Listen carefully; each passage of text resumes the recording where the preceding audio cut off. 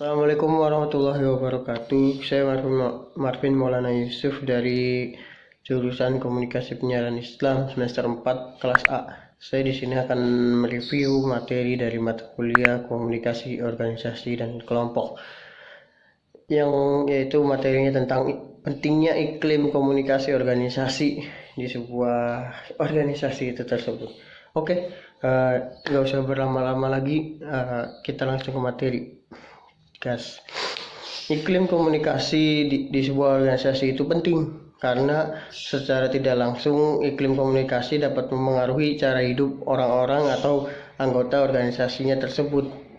Kepada siapa anggota itu berbicara, siapa saja yang didiskusi, bagaimana perasaan masing-masing orang, bagaimana kegiatan program kerja itu berlangsung, dan bagaimana perkembangan anggota-anggota di organisasi tersebut atau di dalam organisasinya menurut Pace dan Don tahun 2000.2.148. Pentingnya iklim komunikasi di organisasi ini diperkuat oleh pernyataan Reading yang menyatakan bahwa iklim organisasi jauh lebih penting daripada keterampilan atau teknik-teknik komunikasi semata-mata dalam menciptakan suatu organisasi yang efektif gitu.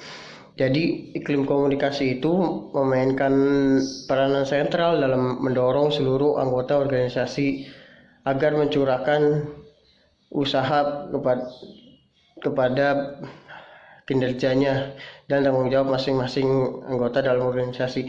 Oleh karena itu dapat dikatakan bahwa iklim komunikasi organisasi itu memiliki pengaruh yang cukup penting dalam mendukung komitmen organisasi dan seringkali menghasilkan praktik dan pengelolaan dan pedoman organisasi yang lebih mendukung. Hal ini didukung oleh para ahli, yaitu Bapak Sumirat Ardianto dan Suminar, bahwa iklim organisasi yang positif tidak hanya menguntungkan organisasi tapi menguntungkan secara pribadi anggotanya, ya baik organisasi bawahnya atau ke atasnya, seperti dari ketua terus ke anggota, dan anggotanya pun berpengaruh juga pada ketua. Jadi seperti itu. Dari uraian di atas mengenai iklim komunikasi organisasi, kita dapat melihat nih pentingnya peran iklim komunikasi organisasi bagi kehidupan sebuah organisasi. Oleh karena itu, iklim komunikasi organisasi merupakan hal penting yang tidak boleh diabaikan, tetap harus diperhatikan oleh organisasi. Kalau misalnya tidak ada iklim komunikasi organisasi, ya kinerja pun akan berkurang gitu.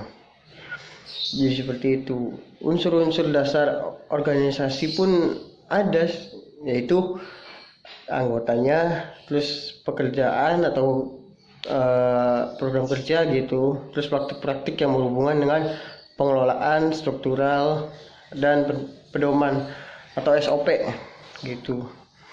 Dipahami secara selektif untuk menciptakan evaluasi dan reaksi yang menunjukkan apakah yang dimaksud oleh iklim komunikasi di dalam sebuah organisasi itu. Penting karena secara tidak langsung iklim komunikasi dapat memengaruhi cara hidup orang. Jadi seperti yang tadi saya jelaskan, pentingnya iklim organisasi ini diperkuat oleh pernyataan Reading yang tadi. Jadi iklim organisasi ini memainkan peran sentral dalam mendorong seluruh anggota organisasi agar mencurahkan apa sih pemikiran mereka pengennya kemana ya organisasi ini. Jadi dalam sebuah diskusi ini kita harus melibatkan semua anggota. Untuk apa sih? Untuk biar anggota mencurahkan apa sih kemauan mereka Misalnya saya sebagai ketua itu kan biasa melakukan sebuah diskusi, dan di dalam diskusi itu saya menanyakan kepada anggota, kawan-kawan bagaimana nih untuk kegiatan di organisasi ini kelanjutannya, kita enaknya ngadain apa, karena itu adalah sebuah contoh iklim komunikasi organisasi biar organisasi itu maju dan teratur gitu, baik secara yaitu program kerjanya kan berubah-ubah, dan itu kan menandakan bahwa organisasi itu maju. Jadi seperti itu.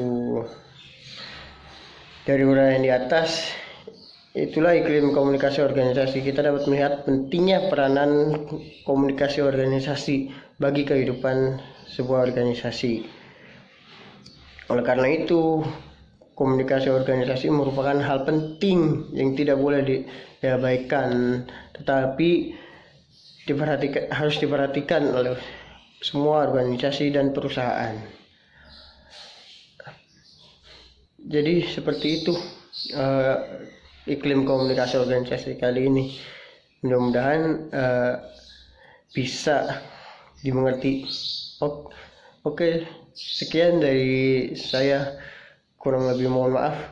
Assalamualaikum warahmatullahi wabarakatuh.